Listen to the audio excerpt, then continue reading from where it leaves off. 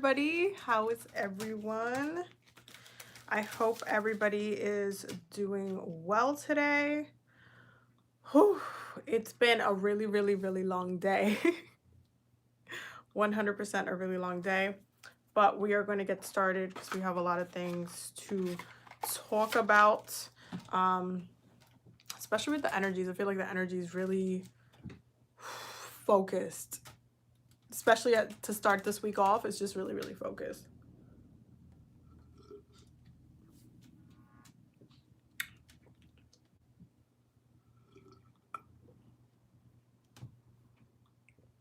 Ooh.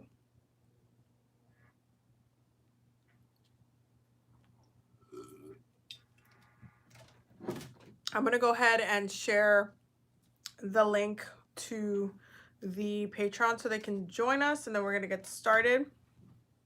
Let me just get that link. But how is everyone? I've literally had a very eventful day. So, basically what had happened was last night, on Valentine's Day, we spent it, me and Babe spent it with, hey Alex, hello. We spent it with my father-in-law, and so we were just hanging out and chilling. Babe's sister had bought this like puzzle. It's called the $100,000 puzzle because if you solve it, there's only a few made, and it's like if you solve it, it comes into, hey Nat, how are you? If you solve it, it basically, it's the whole puzzle is a QR code.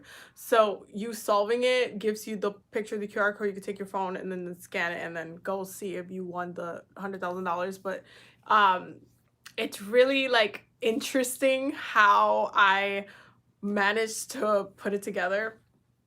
Hey Michaela, how is everyone? I basically ended up creating a whole system in how to solve it because everybody was getting stuck in finding out how to do it because there's only two colors, is neon green and black, because it turns into a QR code. It's not meant to be like, it's like one of those puzzle pieces, but it's not meant to be like colorful or anything like that. It's just meant to be kind of complicated. The pieces are cut in specific ways. So I ended up figuring out a system on how to basically solve it, and we're like pretty much well on the way into solving it. We got like, I want to say 35% of it done, and I was just like, I just thought it was really funny how my Ravenclaw nerdy ass energy came in and was like, let me figure out how to, you know, do this puzzle that everybody's just stuck on. And I'm a really big nerd. I'm really nerdy. So I just literally spent last night till a good part of the earlier part of the day, since we were still kind of hanging out and stuff, just working on the puzzle, and I got a lot of it done. And then I taught Babe and her dad how to do it, so then we were all working together to get it done. So I'll let y'all know if I win that $100,000. I'll definitely let you guys know. But it was just so interesting how, you know, somebody said, I'm gonna make a puzzle game piece and it's gonna be a QR code. Every box is gonna be a different QR code, and you have to solve it to see if you win something. Like, that's just so, like, you know, like, who thought of this? Like, who really thought of this? I don't know. It was just interesting. So yeah, I'll keep you guys updated on the status of that. But however, I did want to make a really quick small announcement. So the shadow work workshop tickets are still available. I added a couple more tickets because I was still getting emails, because it got sold out at one point, and then it just, like, I was getting emails like, hey, I do want to join. So if you still want to join, I added a couple more tickets to it. And I will be linking that below in the description box once this video goes live on the actual, you know, page. But you can also find the link in the community tab if you would like to join us. I will leave, let me just add the link for you guys on the comments so that way we can go ahead. You guys have access to it throughout the chat as well. So let me just look for it. There we go. And not that one. I clicked on the wrong link. Okay. And here we go. But I hope you guys are well. I feel like today, like my Aries, like not my Aries, my the fact that the moon is in Aries has been really like pushing me. Like I've been very, very like focused, and that's why I was like really, really focused on doing the puzzle today. Just because I was like super like, I'm gonna do it. I'm gonna solve this. I'm gonna figure this out. So it was actually really, really cool. My birthday is tomorrow, 25, so excited, but I feel like I haven't done much yet. Oh, happy birthday. That's really, really, really, really cool. Oh, so you're an Aquarius. So where does your Jupiter fall? I just want to know. Also, where does your Aquarius energy, which house does it fall in? Out of curiosity. Let me know in the comments. Let me just pin that. Okay. Today has been super busy for me too. One of my sisters had the day off and has been busting my butt to clean.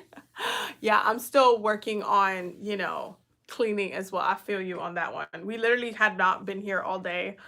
So we just came back and we're like tired, but we know we have to finish like cleaning everything.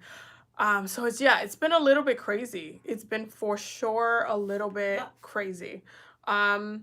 Okay, wait, did I post it on the Patreon? I don't think I did. Let me just post the link on the Patreon and then we're gonna get started on the day.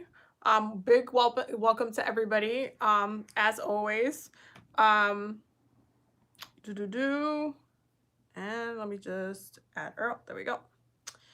And then we can add Instagram as well so they can join us over here. I've been thinking about changing like a little bit of the format to the live streams a little bit. So you guys might see some of the changes. Like I'm going to start using, I can't remember what it's called. Is it StreamYard? So that way you guys can actually see the comments in the screen. So you're not lost as to like what I'm responding to and stuff like that. So yeah, we'll be doing more of that. Like I'm going to tidy up the live stream a little bit, make it a little bit more like professional, I would say. So definitely stay tuned for those changes because I'm definitely excited to see what comes from it. Okay. Healing Circle, YouTube, live stream. Okay. And Pinterest only, and boom. And then let me just add our fellow Instagram fam. Oh. I be pressing the wrong thing sometimes. Hold on. There we are, live, and ooh, there we go. Ooh, okay. And boom, we are live. What is up, guys? Hello, hello, hello. So I am so emotionally Capricorn here. I feel like as we inch closer into Pisces season, because we are getting really, really close to Pisces season. It's literally around the corner. Things start to get a little watery. It really does. It starts to get a little bit watery. A lot of things start coming up out of nowhere, but at the same time, one of the things that happens at this time is that especially because of all the Aquarian energy and we have like this kind of detachment energy, we end up kind of in this weird mental state because it turns into like Aquarius is so detached and so air-like that once the water hits, it kind of hits all at once. And because we don't have like a ton of stuff in water right now, like Neptune's in Pisces, for the most part, like that's it. That's all the water we have. It can be a little bit interesting to kind of deal with what comes up because it just highlights our subconscious mind and how we're getting triggered, what's coming up, why it's coming up right now.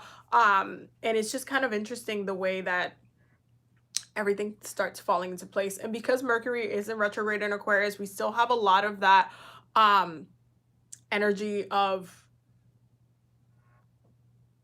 the mind, but also like the past coming up a lot, like nostalgia. This is a very nostalgic time. So you can get emotional, even though there is a detachment from the time that you experience. You can get emotional from the past just by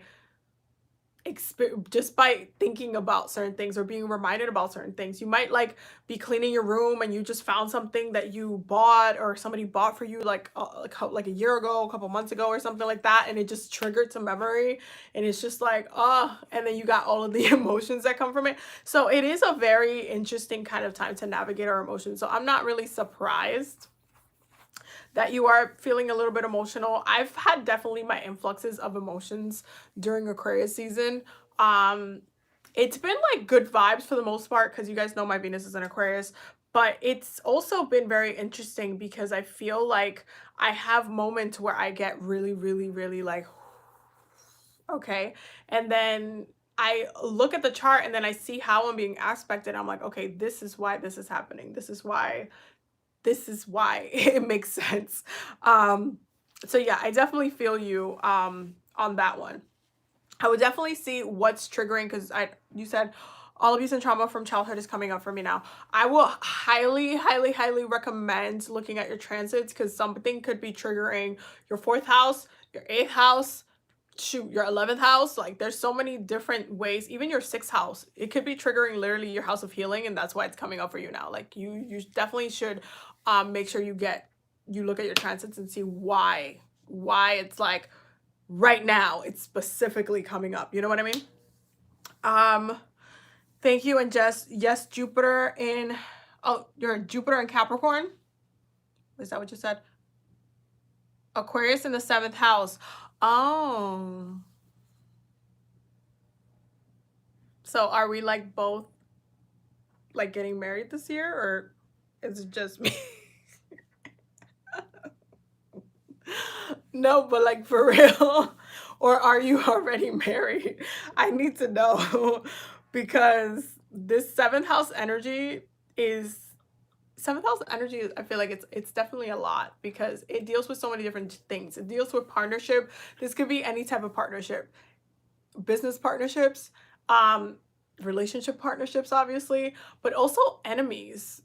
Okay, enemies is very much highlighted by your 7th house energy. And so depending on how it manifests as far as like what it brings up, you can have like a year that's very much focused on bringing in your partner, especially if you're having Jupiter like, just being aspected this way. Or you can have wait, hold on. How do you tell the house you are in? So how do you tell the house you're in? So this is a very complex question. So there's 2 ways to see basically what to answer your question. There's 2 different ways that you can kind of see that. The first one is to look at your natal chart and see where that planet falls in, right? But then at the same time, you have transit. So even though, you were basically born under, like, think of yourself as a photograph, okay? Kind of aging through time. You are a snapshot of that time, place, and date that you were born on. You're a literal astrological snapshot of that day, and you carry the energy of that day throughout your life. However, as the planets continue to snapshot and bring every other people to fruition and all that stuff, that brings the transits, and they move and go into different signs all the time. That's just literally what the planets do. So you have this kind of movement that's happening. And so because the planets are constantly moving, certain things will start triggering different houses for you. I am going to do the houses video. That breakdown is coming. Literally, YouTube has been the worst this month. So y'all gonna have to give me a minute, especially with Mercury retrograde has just been beating my ass with like getting videos posted for you guys, but I'm still like trying to get those uploaded, so stay tuned for that. But there's gonna be a video breaking down houses, why they're important, why it's why you need to look at them, why you need to know what planet goes into which houses, what that means for you. Like, for example, I'll use like my chart as an example. My whole Capricorn stellium is in my 6th house of health, healing, and serving others. Okay, I have 5 planets in Capricorn, which means the majority of my energy as a person is sits in this house, which is a very Virgo house. And this is also why I always feel like I have very Virgo-esque kind of qualities. I can be a perfectionist sometimes. I can like it, I just carry like some Virgo ass energy. Um, and so because of this, I have a huge focus in that house. And if you look at my whole entire life and you kind of say, okay, well, Abby, since your sun, your every little aspect that Capricorn falls in your chart is in your 6th house, you definitely could have issues with your health if you don't take care of yourself. If you like misuse your body, if you like go through I literally, it's not necessarily the best aspect to have if you are if you're misusing your physical form, because as a Capricorn, it's definitely all about the physical realm, physical body, how your body is absorbing different energies, how I'm using it and all that stuff. So I was very lucky to be born to a mother that is very, very healthy, and herbalist taught me so much and taught me to take care of my body, my physical form, my emotional form, all of these different things. So I don't have a lot of like a plethora of issues to heal, because remember, it health, healing, and serving others. So if you take the health out of the equation, right? And you're like, okay, well, Abby, you don't have health problems. And literally, I've told you guys this before. When I go to the doctor, they will be like, are you allergic to this? Do you this? And the answer is always no. Like, I don't have any allergic to nothings. I don't have any issues. My vision is literally still 20/20. I'm 31 years old. I don't have health issues. However, I could if I didn't take care of myself. Okay. Now, when it comes to the healing part, because health, healing, and serving others, remember those. Health, healing, serving others. You can take the health part away because my health is good. The healing part goes both ways. So how am I healing personally as I go on through life? And also, how am I providing healing to others? Because it's the serving others part. The way my natal chart is aspected, and especially with Jupiter, because I have Jupiter in Cancer. Basically, my chart is set up in a way where is basically states that I'm supposed to be a spiritual leader, which is what I do. So it goes into the serving others.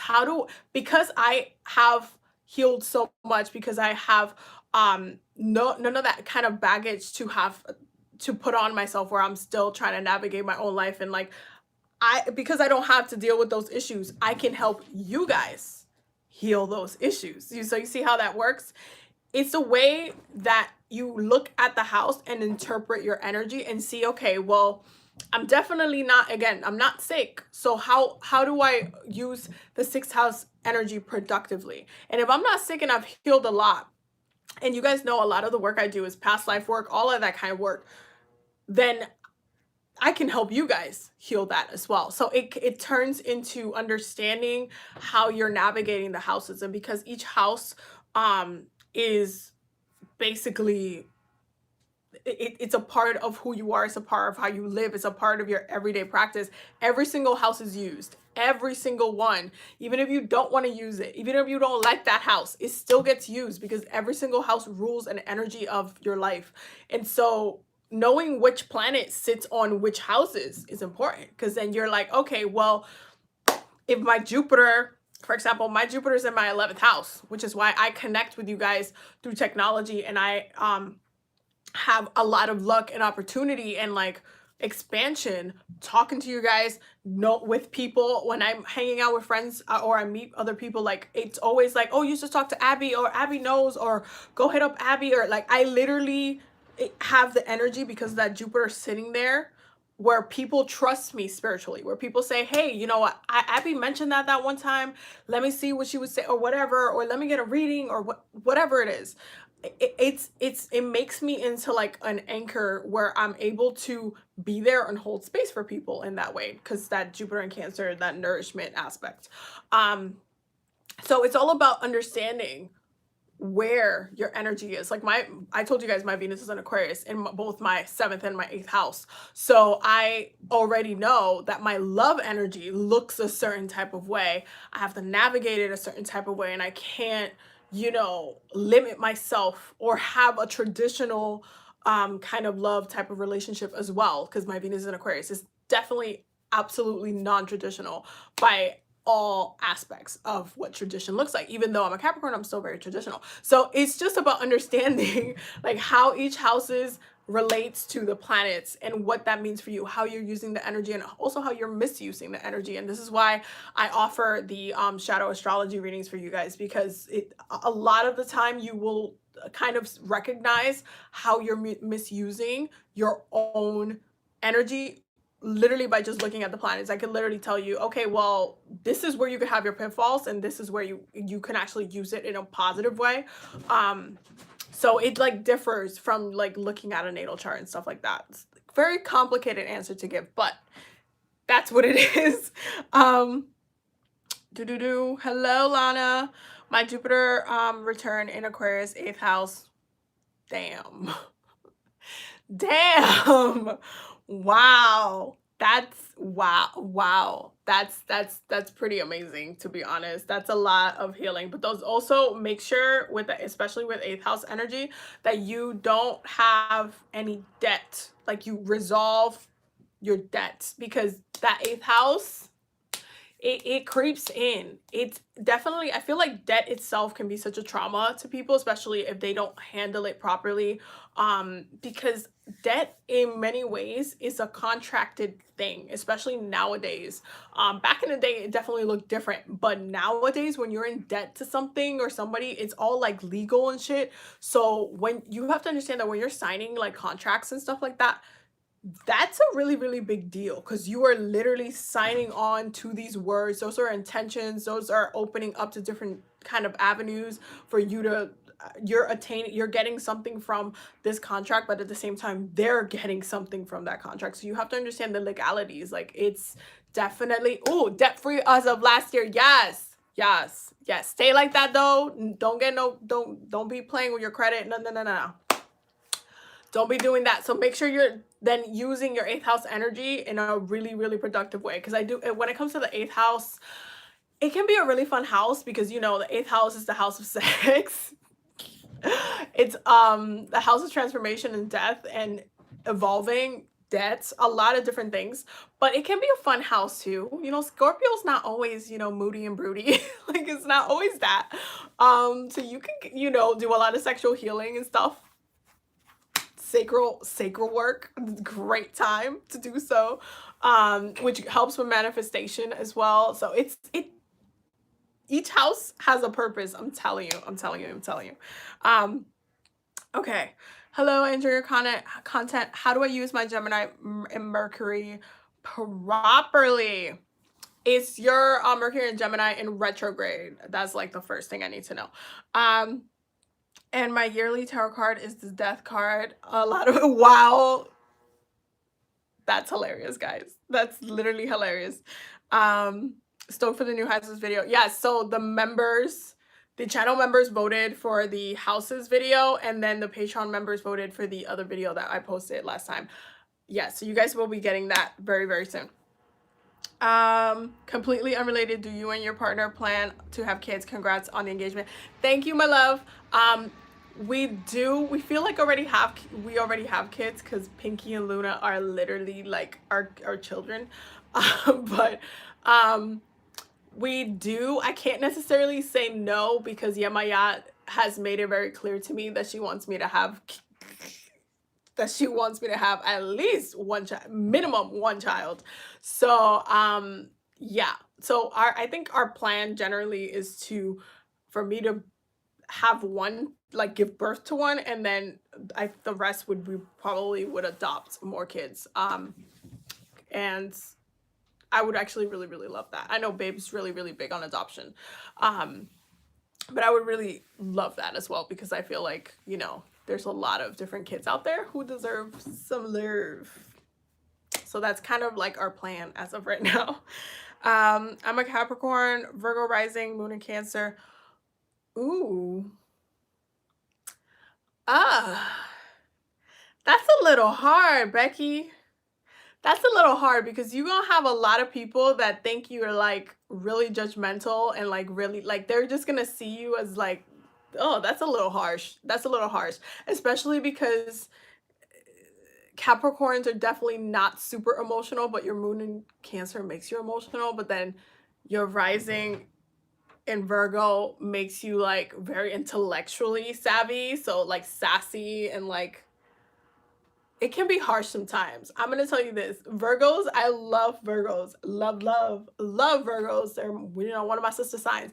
But Virgo energy can be really sassy sometimes. Sometimes it's like super like snappy and stuff, and not everybody takes that super well. Like it depends how you use it. Like Virgo energy can definitely be misused in multiple ways.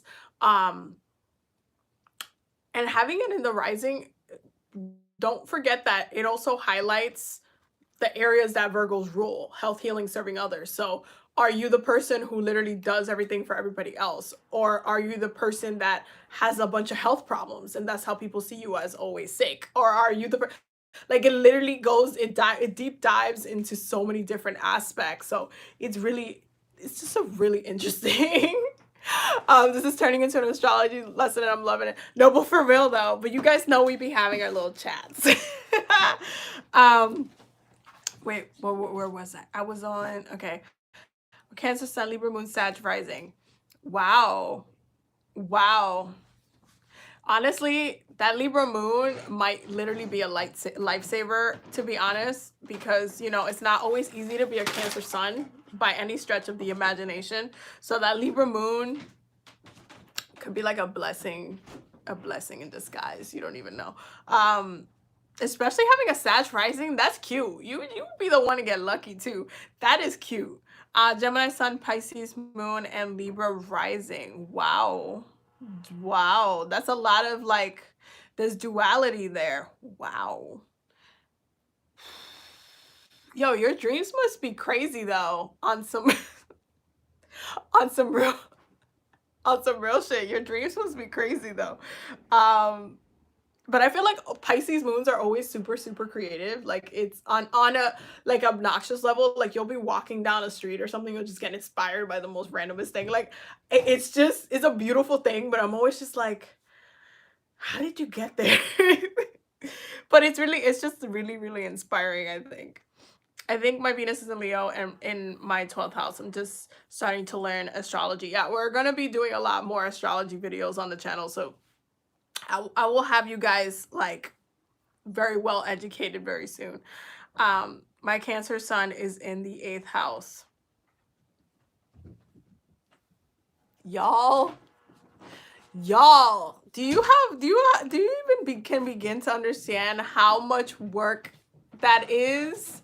Because that just means that you're constantly having to go through death and transformation, like the process. And it's all about, it ends up being about self-nourishment, to be honest, like 100% self-nourishment. And because Cancer is so used to they just give to other people, it tends to be hard for them to focus on their own healing and transformation. So when you have this like just this connection, it's like, no, you're constantly evolving through your experiences and you're just constantly having to go through there. Also, that placement makes you deeply, deeply intuitive, okay? Because Scorpio energy, yo, that 8th house energy don't play. Like honestly, the 8th house is one of the most powerful houses, and it's not for nothing. It's a really, really purposeful and important house. And so when you have such a focus on there, you could literally be the one that's like predicting all of the things. Like you could literally be the person that would predict when someone is gonna like, you know, get into some shit, or like, oh, like if I don't know, if you're into sports or something like gambling, you could actually be really good at that as well. I don't, there's just something about kind of looking where nobody else can see, what nobody else can see, but at the same time having to do a lot of personal healing. So this is deep. That is really, really deep. Like I would be surprised if many people can hold your attention in conversation with you with having that placement, because I'm just saying. Um, Leo sun and moon in the third house and Gemini rising. So do you have a podcast or a book, or like are you writing something, or are you, creating your own network, or like or like what are you doing? Like I don't know what the rest of your chart looks like, but what are we talking about here? Especially as a Leo, like I feel like whenever you have like Leo energy, you need to shine in those spaces. Like you come into that house and you're like, okay, I'm here, girl. What's everybody doing? This is what I have to say. You know what I mean? Like it's a very present, taking up space energy. And it's kind of like it doesn't matter if you came in and took up space. Like it's fine. Like you needed to do it in the first place. So it's really, really interesting. Um Sag Sun, Virgo Moon, Libra rising. Wow. Wow. Sag Sun, Virgo Moon. This is from Instagram. Sag Sun, Virgo Moon, Libra rising. Damn. Damn. That's definitely a lot of duality too. Like, Jesus Christ. Virgo moons, though. Man. Virgo moons. That I feel like having a Virgo moon it's powerful, but at the same time it can be, very introspective. I feel like Virgos navigate through their healing different than a lot of different signs, because they kind of have an Aquarian energy about them, where they just go hermit, they go detach and like, sit in their feelings, sit in the moment, think about it, like really be in the mind space, like really sit on it. So they tend to have different reactions um to what life like life and what's going on with them. Like they just have different reactions to stuff. So it's interesting to me, kind of the way it all ends up manifesting in real life. But Virgo moons are always like really, really interesting to talk to. They can be a little judgy though. I'm just saying, a little bit judgy, like a little bit judgy. There's a lot of sass involved. um I have no idea if it's in retrograde. How do I figure that out? So I don't know what like program you're using to look at you know, your energy. I would suggest like astro.com. However, that it can seem a little bit tricky to use the website sometimes. So definitely, if you have your chart already done or like printed, or like, you went on Astro and you just saw it, it should be an R. So any planets that are in retrograde will have the little R next to them, and that just means that it's in retrograde. So that's what it means. It's in retrograde. But what it means to me, seeing retrogrades in someone's chart, it can signify a lot of different things. It can signify childhood trauma, past life trauma, past issues, kind of being stuck in a loop when it comes to the past as well. So having the past come up in the present time a lot. Also, being able to heal a lot of that, but also having a little bit of luck while things are in retrograde as well. Because one of the things about having things in retrograde is that if you're born under specific retrogrades, that means that you are constantly throughout your life, you're going to have to deal with looking at things a little bit more backwards and forwards, which not everybody's used to doing, especially in a we live in a very mentally progressive, like, oh, the goals and what are we doing, and kind of moving forward and all that kind of stuff.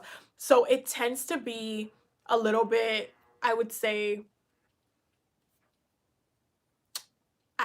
it tends to be like a little bit overwhelming to kind of look at. Um, Especially just kind of just navigating it a little bit. But I feel like when it comes to retrogrades, at the end of the day, it's meant to be a little like, think of it like a little asterisk, like, here you need to work on this area.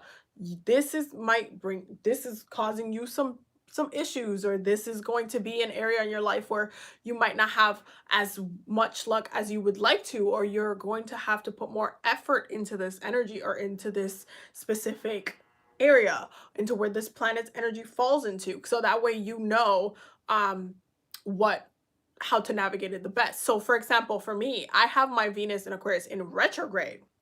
Okay. So what that told me when I was younger, when I was studying astrology from the get-go, I was like, oh, my person who I meet is going to have to be someone from my past. And because I was younger at the time, I knew that it was going to be a past life situation. Um and because I have the way my Scorpio energy is, okay, I knew that it was going to have to be like on a soul level, it was going to have to be one of my soulmates that I ending up with in this lifetime, which is exactly what happened. So looking at my Venus and Aquarius energy, even though Aquarius energy is very progressive, um, not only did I have to do like a lot of healing to get to the point where I could welcome in my soulmates, but I also manifested three soulmates in this lifetime, healed from all of those different situations, and you know, ended up with the right person. And it's just about understanding what it all means. And especially because my Venus is in Aquarius in retrograde in my seventh house, and my seventh and eighth house are in Aquarius, eighth house being the house of death. I'm telling you, like it all ended up being my person was gonna be from my past life. And that's exactly how it went down. So it's really, really interesting to understand how retrogrades work in different houses, and why, I'm sorry, in different planets, and how they end up manifesting in your life, and how to use them. Because since I already knew, like, okay, this is a retrograde, so that means I'm going to be calling in soulmates. So then, okay, so then maybe I should just focus on, and I've never been the type of person who does like this whole fuck boy, fuck girl energy. Like, I'm not someone who likes to date around. I'm a Capricorn. I can be traditional in that aspect where I'm just like, I'm not wasting my time. Like, I'm not doing that. So when I end up wanting to be in a relationship, I just want to be in a relationship. I don't want to date around. That's like not my thing. Um, so for me, anytime that I like set intention for a partner, I would be like, okay, so I know looking at my chart that they have to be one of my soulmates. They have to someone I either had met or is one of my soulmates from my past lives, and they need to be bringing something. They need to be triggering something into with me that has to do with my growth, or they are my life partner and that's who I'm going to be growing with, period. So each one of my soulmates had a purpose. um and I learned a lot and I grew a lot, and you know, it all you get triggered enough to the point where you've healed what you need to heal, and then you know, things work out.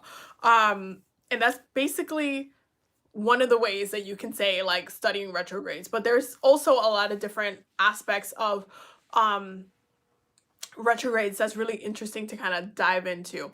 Do you have any? Oh wait, hold on. I just saw that. Oh, hold on. It's a lot of comments on here.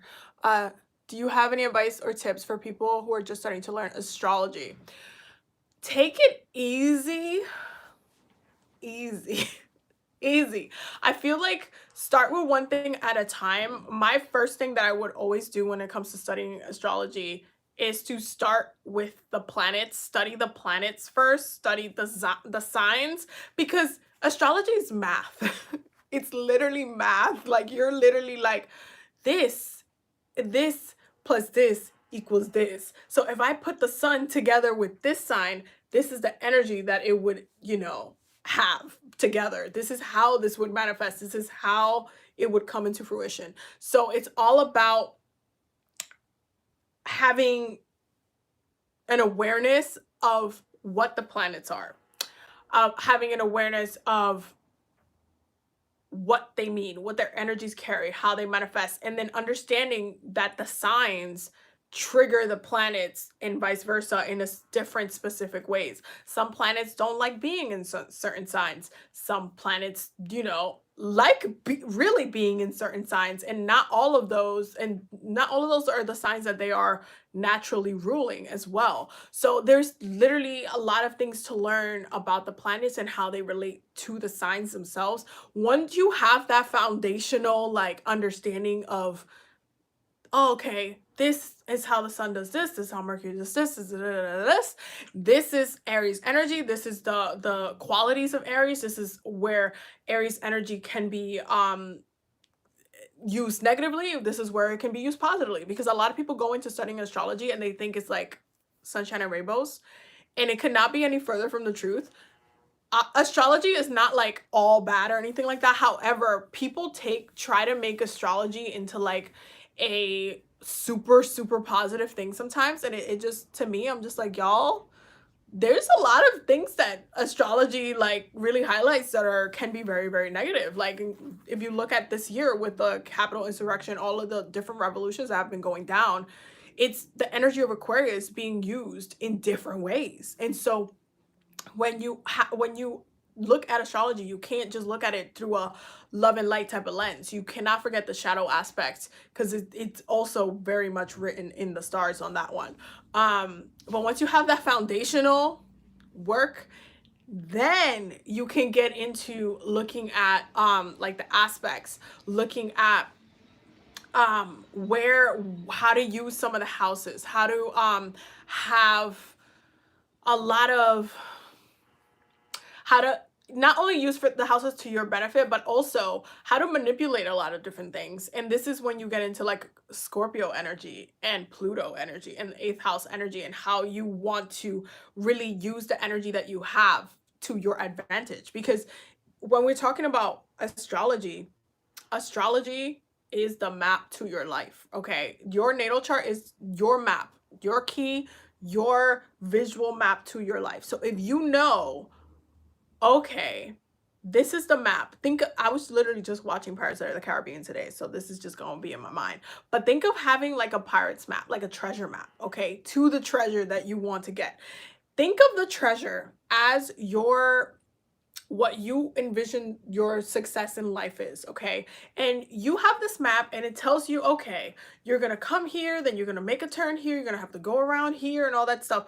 This is what your natal chart is. It is telling you how to navigate not only your energy, but you throughout your life, your energy with your friends, your energy with your family, your energy with your superiors, your leaders, your society, the people that you deal with, your coworkers, all this kind of stuff. It tells you, hey, in order to get to this treasure here, which ideally on a positive light would be having a successful, abundant, beautiful, peaceful, happy life, loving life, like, the positive goals of things. Not everybody has that viewpoint. If y'all want, we can do some like crazy like natal chart breakdowns in the channel. Like, I'd be down to do some, like, I mean, I've always wanted to do a series on this, but I will be down to do like a serial killer like natal chart breakdown and talk deeply about some of their aspects and some of the things, because I'm literally the astrologer that is like, what made them be like this, and then I'll go look at their chart. Like, I'm literally like this.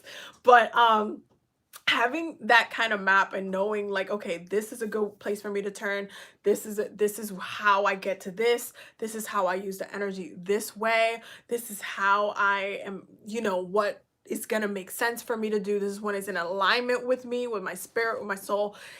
Then using that map, you get to the end goal. That's the whole entire point of astrology, to have this, focus on your navigation through the world. And because we come into this life and we're very much like, we forget the things that we agreed to, our soul contracts and stuff like that. We forget the things that we said that we wanted to heal. We picked ourselves in a way where we said, I in order for me to heal X, Y, C, and B, I need to come back during this specific time so that I can capitalize on the energy of that day and carry that with me, and I will have the success that I need in order to succeed in this life.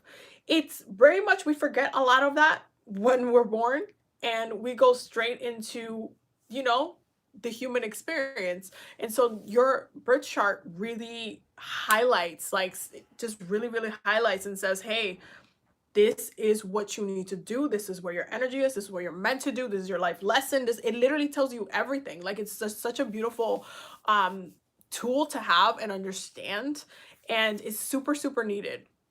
Also, I guess I should mention this now because this is still going on. Until the 18th, I am having a natal chart reading special on the website. You can get 20% off with the code Love Yourself. Patreon members and channel members, you guys have a different code. You guys get 30% off. If I'm not mistaken, it's 30% off of all services for Patreon members. But for everybody else, you can use the code, you get 20% off of your natal reading, and I'll have your natal reading for you guys. So definitely make sure that you guys check that out if you guys want more information on your chart, because I am literally doing so many astrology readings. I'm like making candles, packing orders, and then also like doing readings. That's literally me. That's literally like what I'm doing. Okay, I see some of you guys want to see some serial killer breakdowns on the channel. So we're gonna have to talk about it because y'all, since I was a kid, since I was a kid, like and just learning about different, the way people's behaviors are, because I was very studious. My Virgo energy was super that sixth house energy was super, super focused when I was a kid. Like I learned from observation. Like I would sit down and I would look at what my sisters were doing. I would look at what, my family members were doing. And I would pay attention. I'd be like, oh, she just got in trouble for that. That must not be a good thing to do. I would learn by observation. So I would always see what people's behaviors were. I would study other people's behavior. And I think it's really important to kind of like go into that study. I feel like it's really important to understand how you process things mentally, how you analyze things. Like I don't know, it's just something really, really interesting about it for me. Really quickly, I just want to go over, because we didn't get to talk about it, but this week's chart. Okay, right now we're starting off this week with the moon in Aries, which is great because we're getting that boost of energy, that boost of like the fire. And this is why I wanted to focus the live specifically on, and it's so interesting how it ends up being in alignment, because it turns into a very like self-focus when you look at it, like when the live ends up kind of happening. And I'm just looking back and I'm like, wow, I can't believe we were just talking about that the whole time.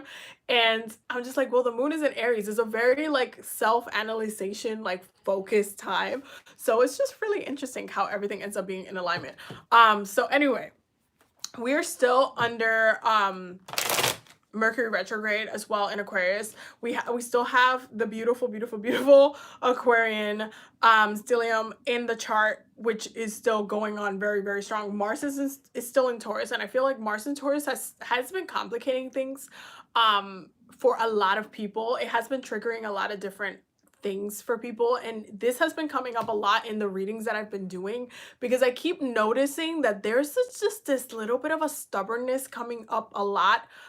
When I don't know why, but every single tarot reading I've done for the past like month or so, it's just been a lot of stubbornness, a lot of like not wanting to budge, not wanting to change. And I've had like people's ancestors, people's spirit guides literally yelling at me while I'm doing these readings sometimes. And it's just like, no, they need to stop doing this. They don't need this. And they gotta stop. Like it's getting a little bit like like I'm getting a little bit taken aback, because I'm just like, guys, guys. I think that during, especially because of the way that Mars's energy, it's squaring like so much, and it's just been squaring and squaring and squaring, creating tension, creating friction, creating, like making people uncomfortable. I think there is a huge uncomfortability that's coming up, or just that's just been present in the energy during this past like couple of weeks. It's just been really, really at the forefront, and I feel like it's all that Mars and Taurus energy. It's really coming up hard, where it's trying to create a little bit of chaos, trying to create a little bit of friction. And because we still have Uranus and Taurus, Uranus is collaborating a lot with Mars and creating a lot of different fires in different places. So you can go ahead and put them out. Like it's almost like, you know what, I'm just gonna stir the pot. It's almost like coming in or like walking into a story, or like let's say you're in a collective, you're writing all a story, and then you're like, you know what, the story's kind of boring. Let's make something happen. Let's have an explosion. Let's do something like it just is. There's a stirring of the pot that's happening on a collective, and there's a lot of that fire kind of buildup where Mars's energy is really trying to push through Taurus's stubborn nature. And there's a lot of focuses on the finances, a lot of focus on money and value, and really trying to figure out how money will be used, moving on, how finances are going to be, especially I feel like the pandemic highlighted a lot of people's finances, a lot of people's like, debt energy, and especially because it created a lot of debt for people out there. There's a lot of people who are not in a necessarily an abundant place on a positive way, and it sucks. And obviously we all wish everybody, especially for the collective, to heal in a positive light, and for us to have collective healing and abundance, because we all benefit from that energy being present. But it's definitely been hard for some people, and I hope that a lot of that tension starts being alleviated. I hope that a lot more people put more of a focus towards having a healthy like that second house, that Taurus energy, having a healthy relationship with money, with their finances, with what they're investing in, with like not throwing away money. Like just being on TikTok alone has taught me so much about how other people have been um creating businesses. There's like businesses left and right starting up, and people getting inspired, and people starting to work on different things that they love. And I've just been seeing so much of that rising kind of energy where people are in a state of creation and wanting to work on their finances and being abundant and having so much healing, so much come through. It's just such a beautiful, beautiful thing. And I think that this is the time to get it together, to really analyze, to really have some healthy habits, to really get into some really stronger patterns with the finances, stronger patterns with what we value, what we care about. That includes love, that includes, our food, the things that we eat, our bodies. Like it's just such a crazy and intense time for us to value more, like really sit down and value more. And okay, if we're gonna put all of our energy into one specific thing, what are we going to do with that? Oh, you just bought this thing. Okay, how are you going to use it? What is the point? What are you spending your finances on? Why is it important for you to buy it? What is it going to bring to you? Is it going to bring something that you value, or are you just buying stuff to buy stuff? Like it's such a beautiful time to really do some of that work, cuz I feel like it's just been so much tension with Mars, yo. Like so much tension. So much tension. Um and because we still have Chiron and Aries just sitting cute and pretty, there's just like the way that Mars's energy comes through, it really highlights our pain, the things that are not necessarily so good and so nice to talk about on a daily, and that, kind of, the triggers, our self-worth, who we are, what we're doing in the world. And I definitely wish the best for everybody who's been having a lot of like negative thoughts and, going through a lot, because it's not necessarily the easiest thing to go through. I feel like 2020 was a very hard year to go through. Um, and I think things are going to start looking up moving forward, but it was definitely one of those years that, looking back when we're all like in our 80s and talking to our grandkids and stuff, it's going to be like, well, how did you survive that? How did we survive that? What did we take from it? What did we learn from it? What did it teach us collectively? And how did we heal from it? And how did we rise up from, all of these different types of struggles? Like how did we do that? So it's crazy. Like I feel like it's been a really, really crazy time. It's definitely been a crazy time. And I do hope that all of you guys are using that energy in a really, really productive way. Because Mars has been definitely causing fires here and there just causing some tension, causing some triggers, causing some things, even like when it comes to how we connect to Mercury retrograde's energy, because I know a lot of people, love to be like, oh, my ex just texted me. Oh my God. I've gotten literally a bunch of texts of like people just straight up saying, hey, you know what? You were telling me about this, and then all of a sudden this person hit me up or whatever, all this stuff. I'm telling you, it's that time, it's that specific time where things are just the meaning, who we value, why we value it, what we're still holding on to, even that includes the traumas, the habits, all of these kind of things. They play a huge role in what we're still carrying. Like you got to think of it as like you have a luggage. What do you have on that luggage? Okay, wherever you're going, you have this luggage with you. What are you carrying with you? Are you holding space in your luggage for things that don't need to be there, that don't hold any value, that you're not going to wear, that you're not going to use? Or is it just full of random stuff, random moments, random pieces that are just still cause you discontent and pain and frustration? Um, is that what it looks like? Like, is that what that your luggage looks like? Like, actually think of your luggage. What does it look like? So let's pull the cards for the week. What do we need to know for this week collectively? What do we need to know for this week collectively? To know for the y'all's, yeah, okay, y'all, bottom of the damn, okay, bueno. We have um the Magician, the Five of Swords, the Eight of Swords. I'm gonna just show you guys all of these because they're important. The Four of Pentacles, the Five of Pentacles, basically pretty much everything I just said. The Eight of Cups, and then the Death card. There's definitely a lot of stuff popping off this week. Our cards for this week are the Four of Cups, the Two of Wands in reverse, the King of Cups, the Page of Pentacles, and the Nine of Wands. Like, it's a really, really emotional time. It is a very, very much, it's such a sensitive time, I'm telling you, because we're going into the shift where we're about to go into Pisces season.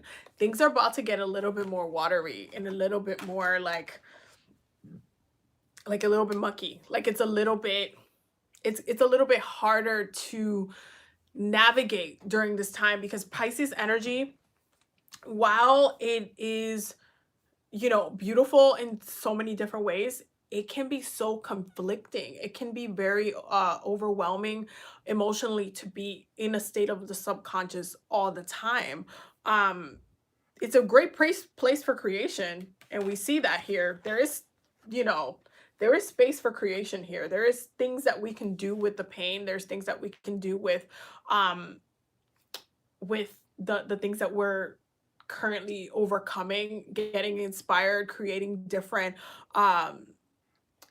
solutions, or even sharing with others how we're healing through this, how we overcame certain things. But there is this moment of like, I'm still having to deal with this. I'm still dealing with this. This is causing me a lot of focus and frustration in the area of my life that's, that I would want to bring me joy. Like, there's just this energy of discontent and emotions. There's a lot of emotions, y'all. There's a lot of emotions. I feel like Pisces season is going to be really, really emotional. I know a lot of people who have specific Pisces placements. They get really scared when Pisces season comes, because they're like, I'm just gonna be like this and none of that. And I'm like, well, if you manifest it though. But it's definitely not one of the easiest seasons to go through, because the 12th house energy in Pisces season, which rules the 12th house, it's a very reflective time. It is the last sign in the zodiac. So you have this focus on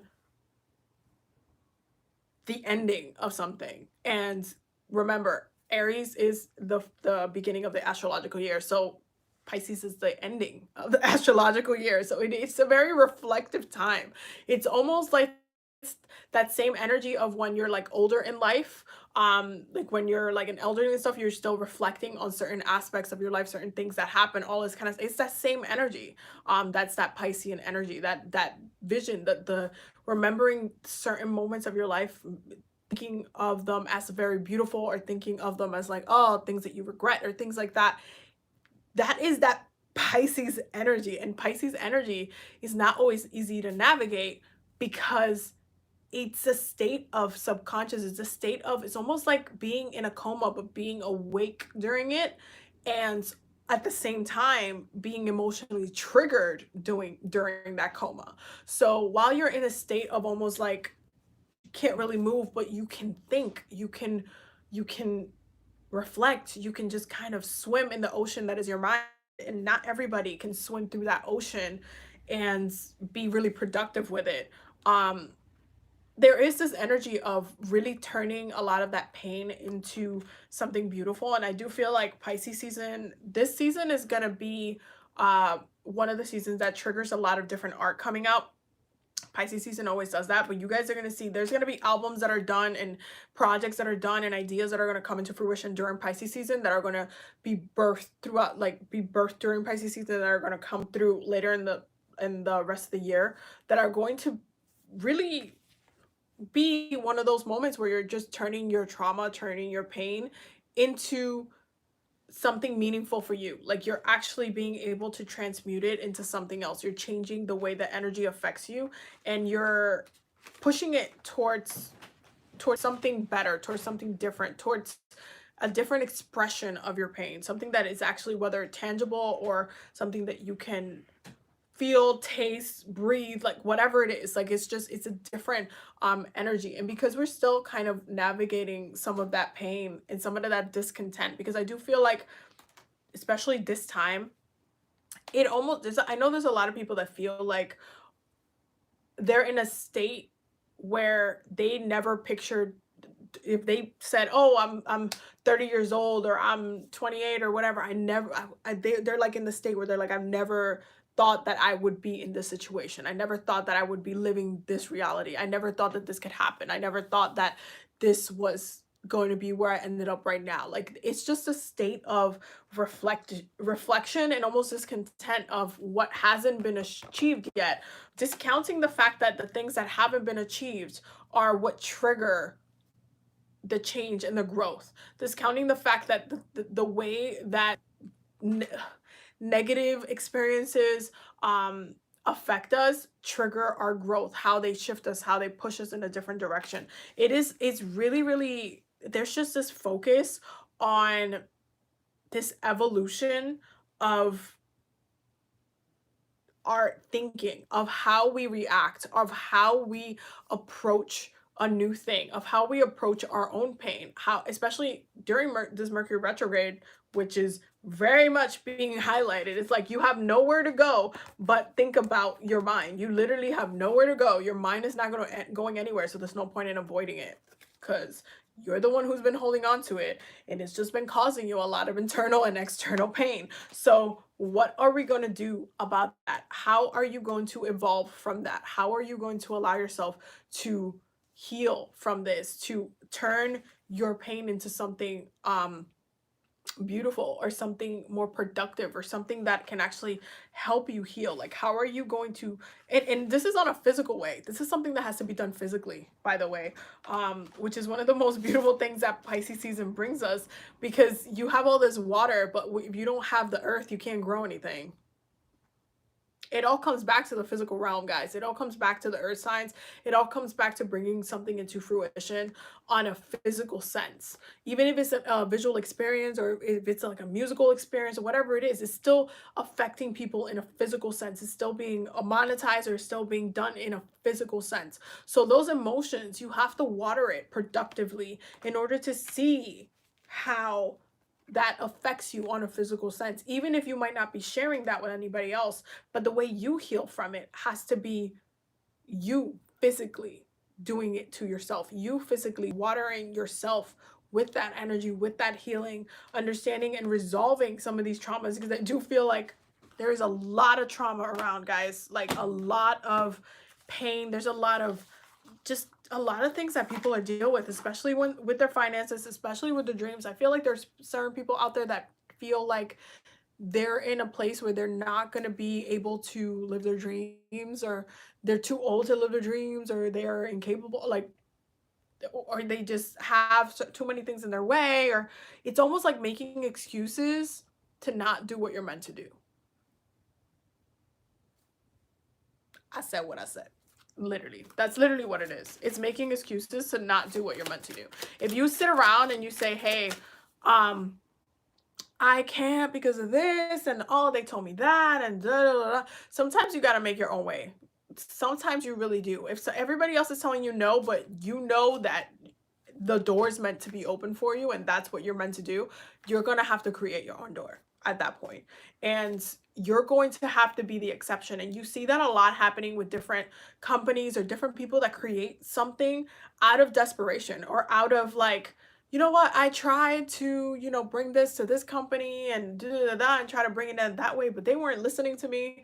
So I just decided to get an investor and do it myself. Like, there's literally people out there that do this, but a lot of people give up on those ideas because they feel like they have the world against them. And instead of thinking that the world is the biggest possibility, that the world can listen to this idea and see, wow, that actually was really important to have. Like, wow, this is something that is a game changer. Like, wow, this is something that grew into this. And where would I have been if I didn't have that? You know what I mean? Like, it's all about using and transmuting that into a more productive, a more understanding way of living, you being more conscious with your actions and feeding your ideas, even if others won't take a moment to feed them. And sometimes it'd be like that. Sometimes spirit be like, no, you're literally the one that's going to bring this to fruition, because this idea might be too crazy for anybody else to even believe you at this point. But it's important to still allow yourself to do it, to bring those things to fruition, to allow yourself to push through a lot of these ideas that need to be born and just birthed into the physical realm, because they're still out there. And this is why everybody gets so many different types of downloads, but then if you don't end up taking that download and do something with it, it goes to somebody else, and somebody else would get literally that same idea and they would have done something with it at the end of the day. Okay, what collectively is going to be our energy for this week? Collectively, okay, lots of stuff. First one that came out was purge and simplify. And I 100% agree. I do feel like it's important to release a lot of things. There's been a lot of tension, there's been a lot of bad habits, there's the need for simplification. You see the burden and heavy load. This is exactly what I was talking about earlier. Earth plus water equals mud. No, it does not, Angelica. That was Instagram. No, it does not. If it's used properly. If you water the earth properly and you plant seeds properly, you can see growth properly. If you put too much water into something, that's when you get mud. And actually, this is something that some people might not know, but you can't actually overwater your plants. There's a reason why the rainforest can take as much water and still grow so much. It's just that depending on the climate and all these different things, mud is mud, but it still ends up drying up because water doesn't necessarily stay consistently. That's why rain comes in certain cycles. That's why, I'm not going to give a speech because you guys know. But this is why we got the burden and heavy load. Burden and heavy load, peace and tranquility. Okay? Peace and tranquility. And we have family and loyalty. There's definitely a lot of different vibes. A lot of different vibes in here. But there is this need to purge and simplify. And this is exactly what I'm talking about. Because you will find your peace if you try to just simplify it. Try to just cut down all of the process. This is exactly what was happening to me today with this damn puzzle that I told you guys I was doing.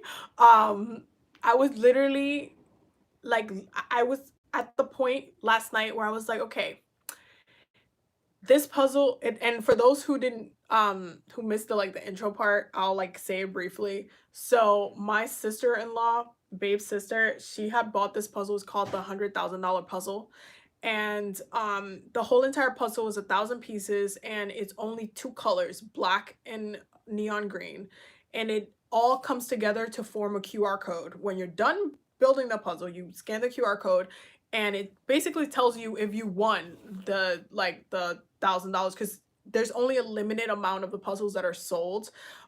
So you can win from like, I think it's like 50 cents to $100,000. So all of them like sold already is like a small amount, and when you scan your QR code, you know what you want or whatever. So everybody was having a really, really hard time with this goddamn puzzle, right? So m- um her sister did the edges basically, and then everybody was getting stuck on the rest of it because literally the whole entire color of the puzzle is black and neon green, because it's a QR code. It's not a picture, it's not butterflies, it's not, you're not looking for all these, you're not grouping, it's, that's not what it is. So I was like, okay, so there has to be a different way to solve this puzzle. And you know, you guys know I'm a nerd. I'm a Ravenclaw. So I was like, okay, so how are we gonna solve this puzzle? What's the strategy? And my Capricorn ass decided to sort all of the damn pieces together, okay? And I basically created a whole entire system and started solving the puzzle. And it was coming together so fast. And I taught Babe and her dad how to do it with my system, because I literally broke it down and I was like, okay, in order to do this correctly without getting lost with the color and all that stuff, you have to follow this system. And literally, we're like almost halfway done doing this damn puzzle. That's how fast it was taking them, like months to do. And all of a sudden, somebody just had to create the system. And now we're getting it. We're gonna get it. What we're gonna do? Simplify. Okay? Simplify. Because some things may look like they're complicated and a burden and like, oh my God, but it's 1,000 pieces. But how? There's only two colors. It's not like you can do it. Some things require for you to do the thing differently than you have been doing it before. Like the way that I'm solving this puzzle is not the same way that I've done puzzles in the past before. This required me to think differently. And it was cool because it put me outside of the box. It was just like a, okay, Abby, here's a challenge. How are you going to solve it? And I'm really good at critical thinking. So I was like, okay, so let me try this. Let me see if this works better. Let me see. And then I found out that throughout most of it, like all I had to do was look at every single piece, look how they relate, look how they changed, and then figure out the system from there. And then we just literally started solving the damn puzzle. So I will keep you guys updated if we end up winning the $100,000, because but it all comes from that simplification. Like when you're looking at, and this is something that I used to do in math in high school all the time. I was super good at math. So good at math that I actually got excused to take the damn advanced AP class. No, the test. I got excused from it because I all of my classes were A plus.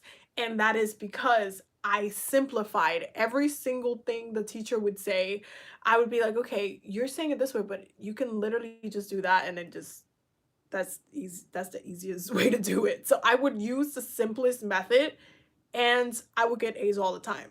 It's not about thinking, oh my God, it needs to be done exactly like no, certain things require simplification. Certain things require for you to take it down a notch, like not overwhelm yourself, not bring yourself a heavy burden, but instead for you to sit down and say, okay, how do I make this easier on myself? How do I make this something that I'm gonna feel comfortable doing, and that's just gonna, the process is just gonna be smooth, and I'm just gonna be doing it. That's it. That's all I'm gonna be doing. It's all about having that simplification instead of overwhelming yourself with the burden of doing the thing.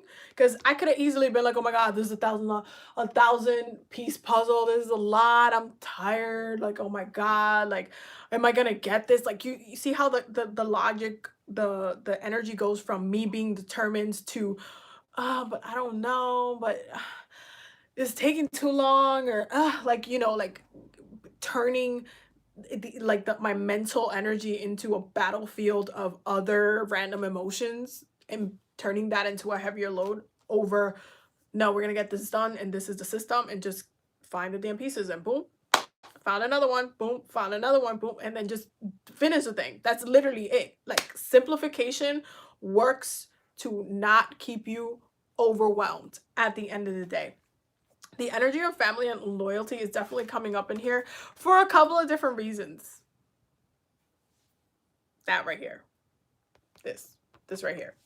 And the reason why this is coming up very hard, it's because there is this energy that's very heavily focused on the things that have been handed down from the generations, and that's going to be highlighted this week. So generational trauma is going to be a big one. Things that you might not even notice are still affecting you, will be still affecting you from ancestors, from like what's been handed down to you. If you haven't done some of the healing work that needs to be done with your ancestors, you're going to be seeing some of that burden and heavy load from your family energy. So it's really important to pay attention to what's coming up, what issues are coming up, what details are coming up, where's the problem. If there's family tea, listen to the family tea, because those are things that you're going to have to try to work or do, put some sort of with your practice, with your spell work. Send your family some good vibes. Make sure that you're not only just burning candles and stuff for your ancestors, that you're burning it for the family as well, that you're being productive in your healing, in the things that you're trying to achieve, because Taurus energy very much is all about holding on. You see how, let me just bring this back real quick. You see how this death energy is like very much underlining a lot of the cards.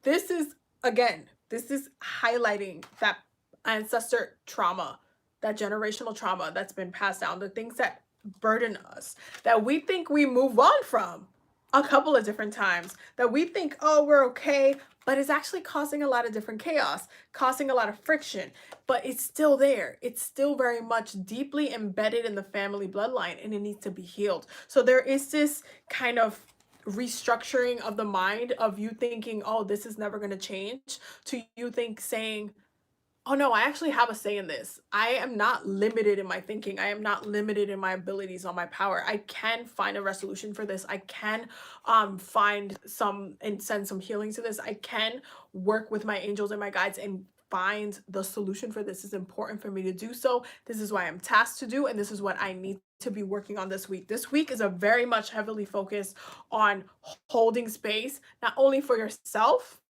but for your family line.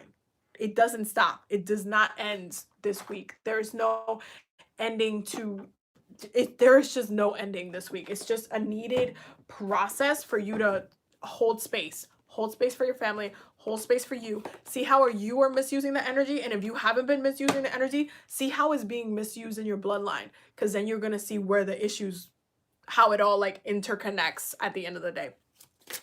Okay. What do we need to know collectively for this week?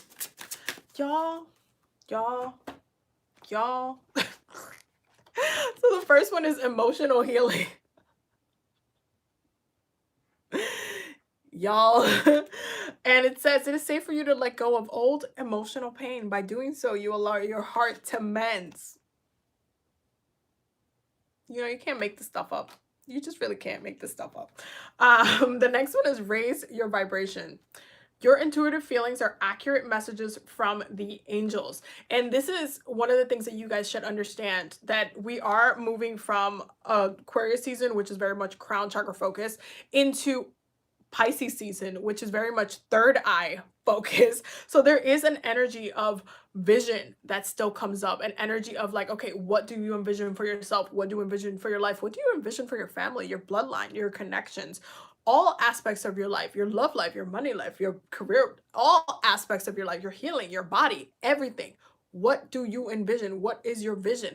When you start at like, I was gonna say attacking these areas, but that sounds like very, very aggressive. But really, when you start targeting these areas and saying, okay, I need to work on this, I need to work on that, I need to work on this, what's going to happen is you're naturally going to go through this raising your vibration process. Because when you bring healing to all of these different aspects here, when you bring healing to all of those areas, then you start seeing things being more in alignment, you climbing that specific spiritual ladder, you being in a higher state, just in a higher consciousness, you being more present with your energy, with your time, with your space, with who you share your space with. You will notice certain things will fall away, certain people will disappear, certain people will stop texting you. But it's really, really important for you to go through the process anyway, because there was healing that needed to be had. It was not for nothing. Like at the end of the day, it is not for nothing. And you need to understand the process requires the shift at the end of the day. The other one is stand by your commitment. So if you're committing to do the work, you can't just not do the work. You can't just say like, oh, you got hired by a company and you never showed up to work. You said, hey, yeah, I'm taking this job, whatever, and then you never show up. That's not a thing. That's literally not a thing. If you committed to your healing, if you committed to the ancestor work that you need to do, if you committed to helping your family member with something, if you stick by your commitment. It's important for you to stick by your commitments during this time. You are strong enough to keep the promises that you made. Don't back out now. Your angels believe in you. All right, y'all. I don't want to hear no excuses. I don't want to hear no, because literally all of the readings I've been doing, it's just like, you need to work on this consistently. You need to do this. And then ancestors just yelling, and your people's spirit guides just yelling like, nope, this is why this is coming up. Like, I don't know why. For those who have gotten a reading from me recently, y'all, it's been a little aggressive lately. I've literally had to apologize mid-reading to people. I'm like, I'm sorry, this is just the way the message is coming up. Don't kill me, don't hate me, I'm sorry. Like, I will literally have to stop midway just to apologize, because I'm like, listen, this is the way that they want me to communicate with you, so I'm sorry that this is happening. But it's just been happening so much lately. I'm just like, guys,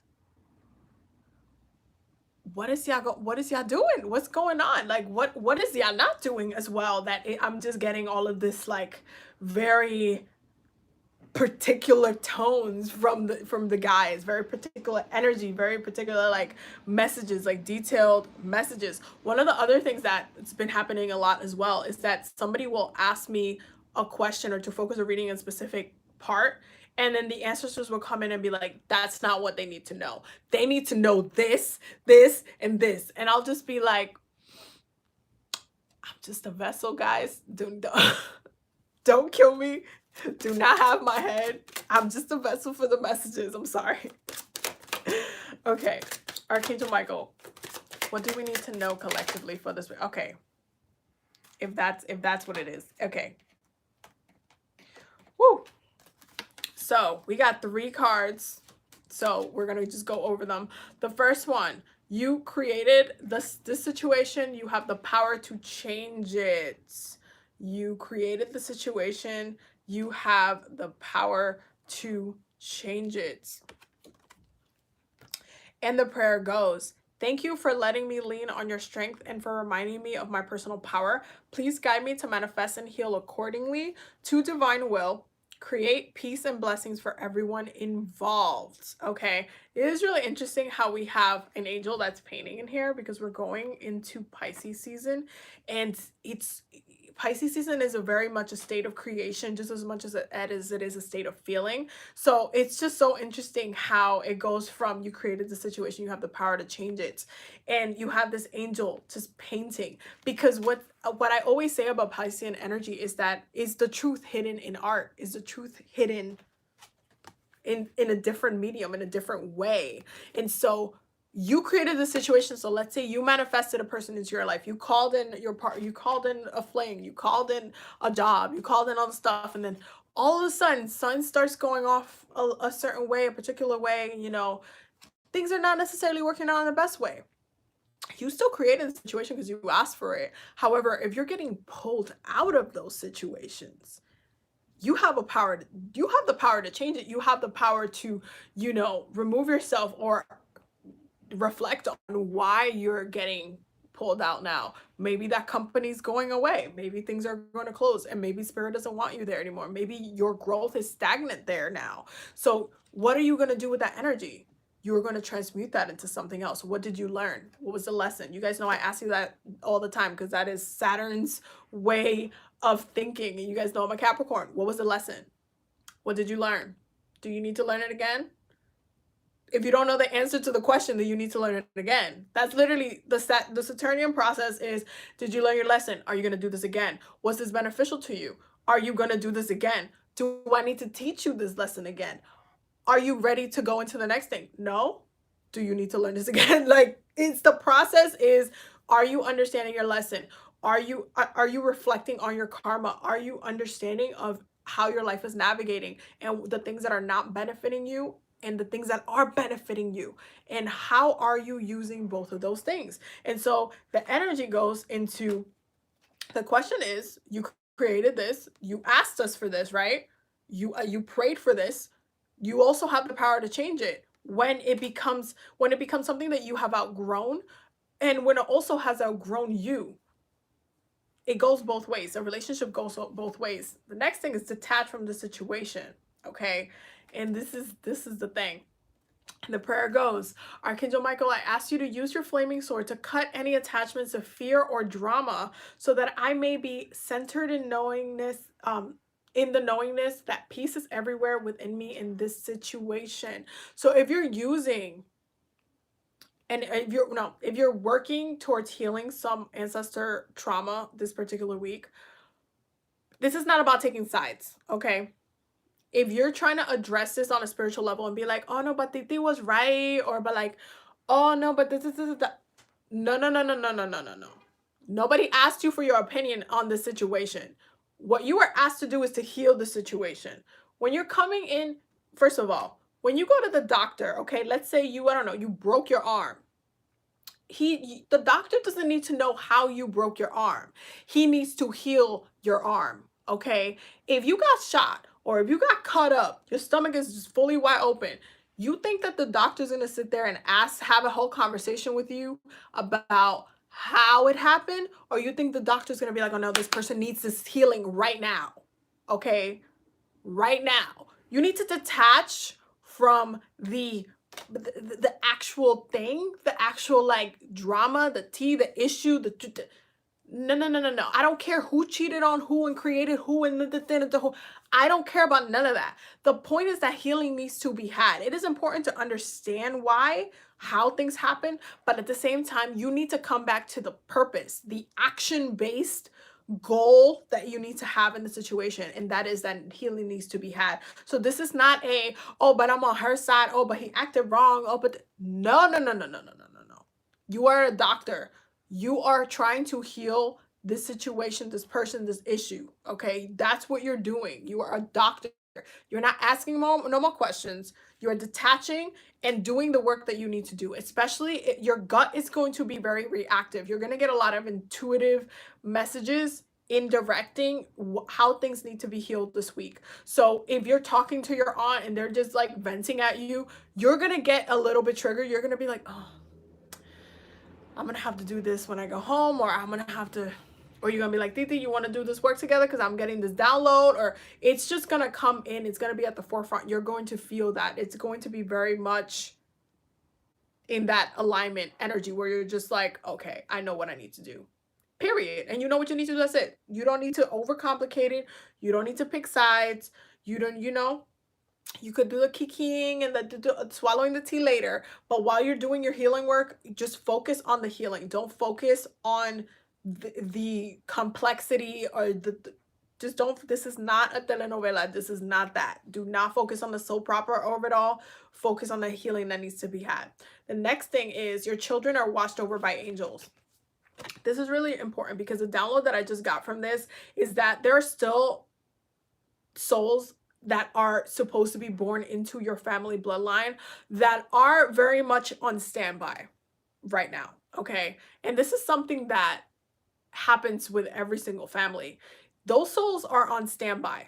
Why? Because those souls are supposed to be born into your bloodline. So the question is, what are you going to pass down to them? Like, yes, they're okay right now because they're not being directly affected by the bloodline. So what exactly are you passing down to them?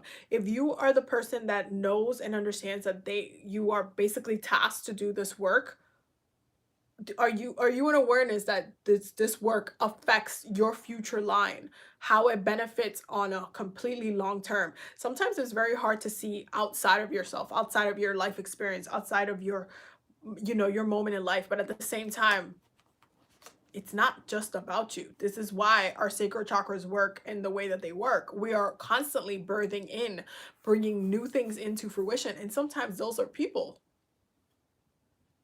So it's important to understand that the things that you do not attempt to resolve in this lifetime will be dealt with later. And it's not necessarily fun, especially if, you didn't pass down how to heal those things to your family either. So it's important to understand that those souls are still on standby, and trust and believe there will be more births into the family. That's going to happen every single year. You're going to have different births into the family, and they're going to have a presence, a powerful presence, and they're taking over the mantle. It's the same way that the generations take from each other, that we're taking from the last generation, how Generation Z is going to be taking from millennials, all that kind of stuff.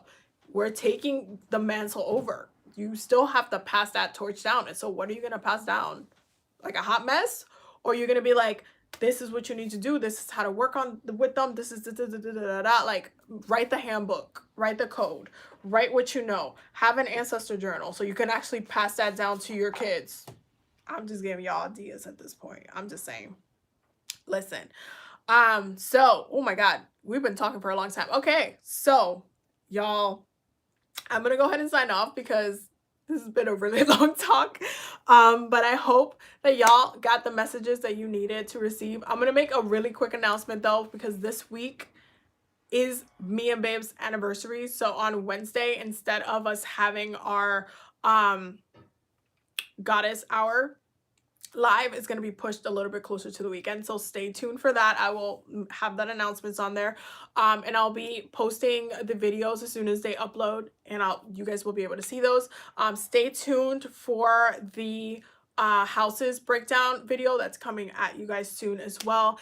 And yeah, I will definitely, oh, don't forget to sign up for the workshop because there's limited tickets left, and the last day to get tickets, I believe, is the 20th.